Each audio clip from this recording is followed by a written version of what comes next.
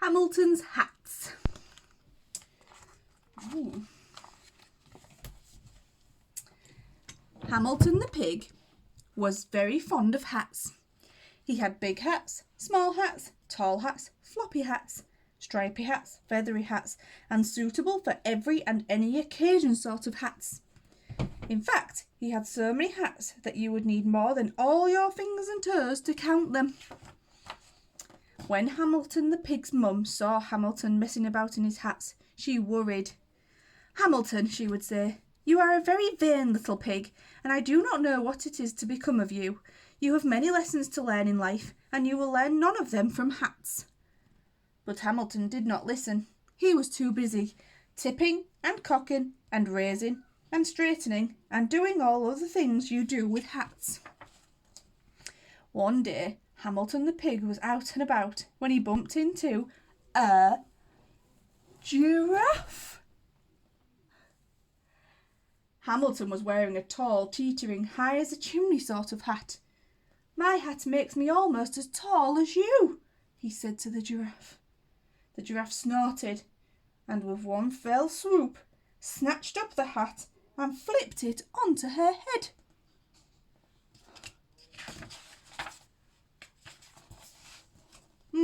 Indeed, a very fine hat," she said, ignoring the hot, cross piglet below. "I should like to keep it for myself." "But if you are really determined to get your hat back, you must climb up my long neck to get it." Hamilton looked up at the giraffe's long legs and her long neck.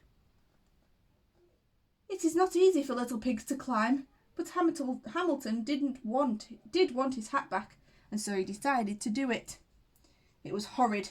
The giraffe kept wriggling her neck because she said Hamilton was so tickly. But Hamilton was determined, and so at last he got his hat. "Whee!" he cried as he slid down the back of the giraffe's neck and bumped onto the ground. "I am a very determined pig, and I have my hat." The next day, Hamilton the pig was out and about when he came across a crocodile. Hamilton was wearing a fierce, pointy, snap-your-tail-off sort of hat. "My hat makes me almost as fierce as you," he said to the crocodile.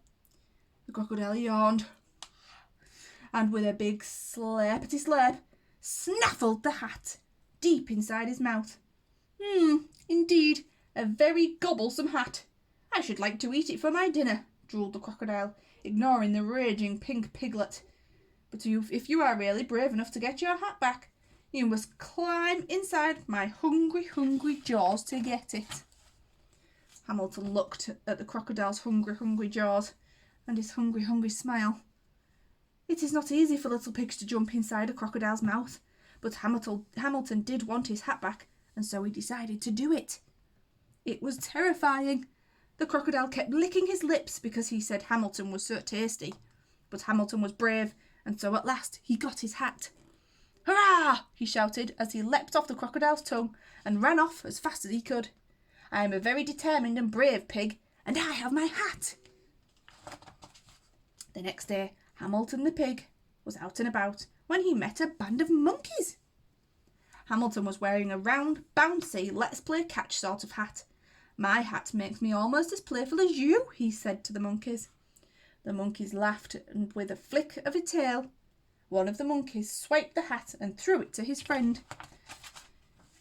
Indeed, a very fun hat. We should play with it every day," cried the monkeys, ignoring the angry piggy in the middle. "But if you are patient, you can have it back when we are finished." Hamilton watched the monkeys throw his hat high, high into the air. It is not easy for little pigs to be patient, but Hamilton did want his hat back, and so he decided to do it. Poor Hamilton, it was boring. The monkeys played for hours because they said it was such fun teasing Hamilton. But Hamilton was patient, and so in the end, he got his hat. "At last," he sighed, and as he said goodbye to the monkeys and plodded off. "I am a very determined, brave and patient pig, and I have my hat." The next day it was cold. Hamilton the pig was out and about as usual when he spied a tiny mouse. Hamilton was wearing a soft, teeny, let's cuddle up sort of hat. My hat makes me almost as small as you, he said to the mouse. The tiny mouse sniffed and looked up at the hat. A slow, miserable tear rolled down her cheek. What's the matter? Asked Hamilton. I'm cold and I have no house to live in. Your hat looks so cuddly and warm. It would be just the thing to curl up inside on a winter's night. You want to sleep in my hat? Squealed Hamilton, horrified. Oh no, said the tiny mouse. I could not possibly ask you to be so kind as to give me your hat.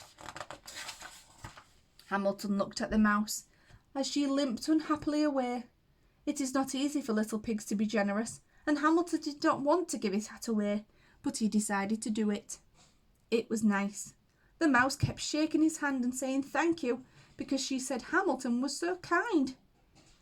Ah, said Hamilton, I am very determined, brave, patient and kind, but I have no hat.